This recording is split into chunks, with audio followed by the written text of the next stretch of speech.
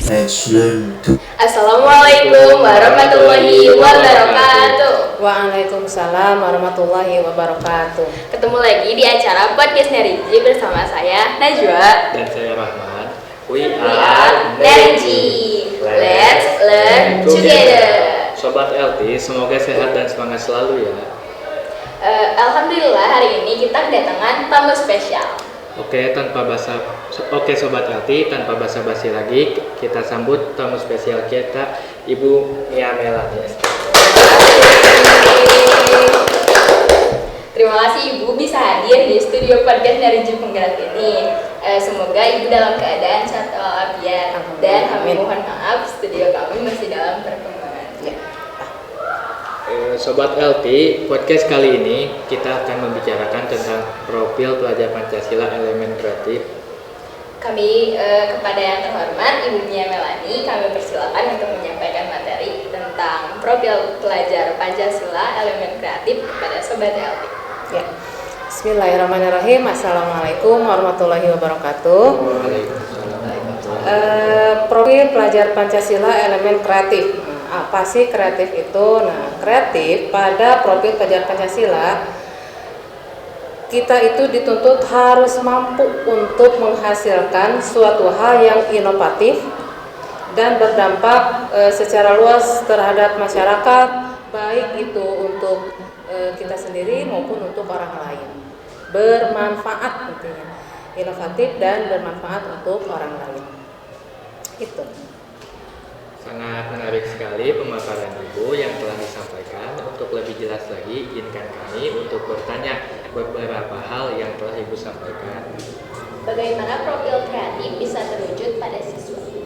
Ya, profil kreatif bisa terwujud pada siswa dapat dilakukan beberapa hal oleh guru. Antara lain satu, misalnya guru harus menghargai hasil-hasil pikiran kreatif siswa. Misalnya dengan membebaskan siswa untuk mengeksplor apa ide gagasannya gitu ya. Terus memberikan pengalaman baru, membiarkan siswa berimajinasi gitu. Jadi ketika siswa diberi pengalaman baru itu insya Allah akan muncul ide-ide kreatif ya. Terus yang kedua, guru harus respect, harus bisa menghargai ide atau solusi yang tidak biasa dari siswa tuh ya, misalnya dengan melihat atau melihat minat dan bakat siswa. Pernah kita juga dalam pelaksanaan proyek itu kita sering ya, yang kelas 8 sudah berapa kali proyek? Udah 5 kali ya, 6 bahkan ya, udah 6 kali. Di situ kan ada ide-ide kreatif, misalnya ketika pembuatan RO, proyek kewirausahaan ya, pembuatan RO. Kita kan kalian dikasih tahu pengalaman baru bagaimana cara membuat RO, bukan hanya cara makannya saja, tapi cara membuatnya, bahannya itu ada pengalaman baru. Mungkin itu saja dari Ibu. Kreatif itu akan terwujud jika siswa mendapatkan hal-hal tersebut dari guru. Untuk pertanyaan selanjutnya, bagaimana cara membiasakan siswa supaya dapat memiliki profil kreatif? Nah, bagaimana sih cara membiasakan siswa supaya dapat memiliki sifat kreatif? Satu, mengasah daya kreatif siswa. Ibu sekarang mau tanya, Najwa punya ide kreatif nggak? Punya ide nggak untuk sekolah kita aja? Kira-kira? Belum ada. Rahman? Belum kepikiran. Nah, nanti asah idenya apa? Ide yang paling bagus untuk sekolah itu apa? Terus yang kedua, itu yang pertama kan tadi ya, mengasah daya kreatif siswa. Yang kedua, memberikan kebebasan siswa menentukan sesuai dengan minatnya. Itu ya, dengan minatnya. Yang ketiga, guru wajib menuntun, mengarahkan, membimbing dari ide-ide yang siswa berikan. Terus yang keempat, memberikan apresiasi tadi, memberikan apresiasi dan saran atas hasil karya siswa tersebut. Terakhir, yaitu membiasakan siswa untuk berpendapat dan menuangkan ide kreatif. Jadi, apa sih intinya? Intinya yaitu siswa itu harus belajar membuka mata, membuka telinga, peka terhadap lingkungan. Apa sih? Oh, di sini ada ruangan nih, ada ruangan kosong misalnya. Kita bikin apa yuk gitu kan. Itu kan ada ide ya, ada ide tapi yang positif, bukan ada ide tapi yang negatif, bukan seperti itu. Terus belajar dari orang yang kreatif. Orang yang kreatif gitu ya. Terus bergerak aktif, menuangkan semua ide-idenya, dan yang penting percaya diri dan mulai bergerak itu. Terima kasih Bu.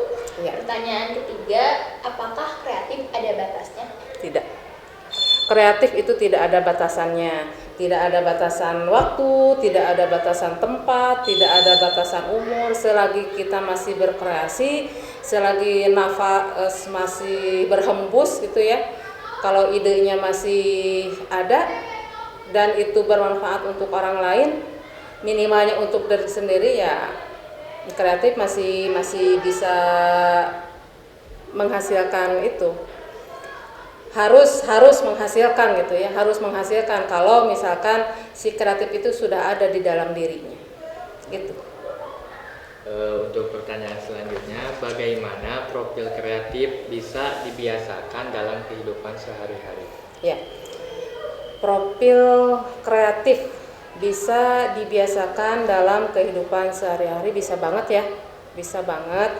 Agar menjadi kreatif ya itu tadi dengan mengasah imajinasi, terus direalisasikan, dilaksanakan, ada ide.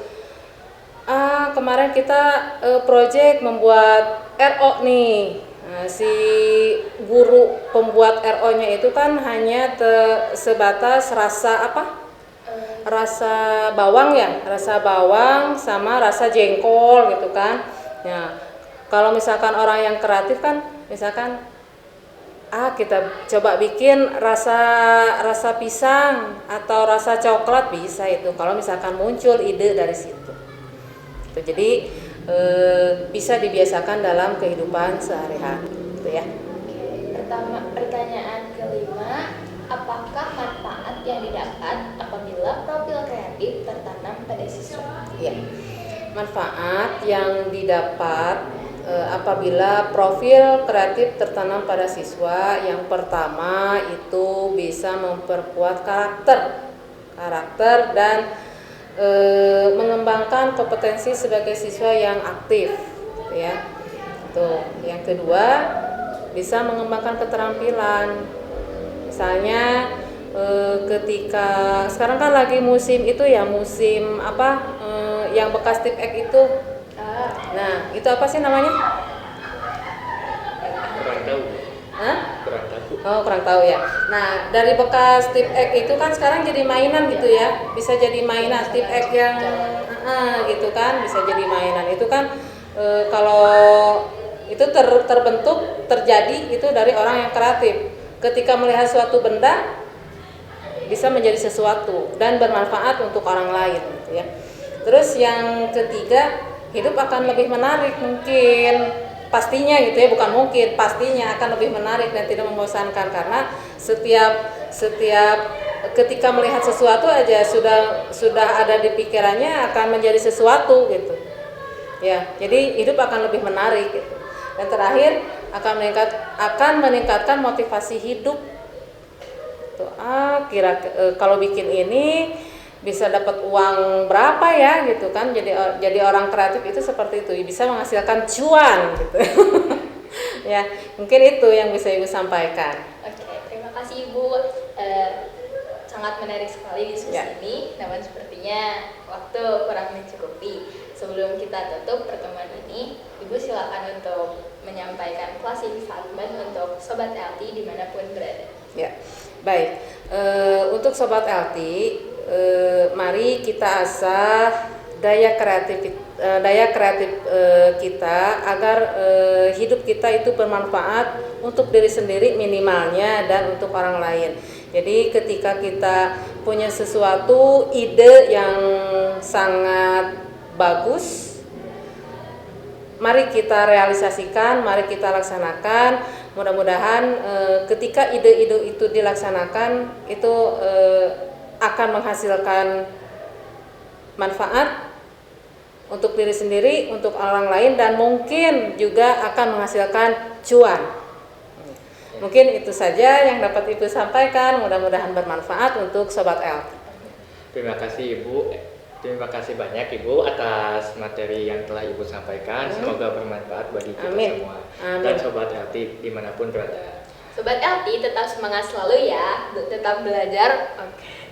Ingat, let's together. Sampai jumpa. Wassalamualaikum warahmatullahi wabarakatuh. Waalaikumsalam.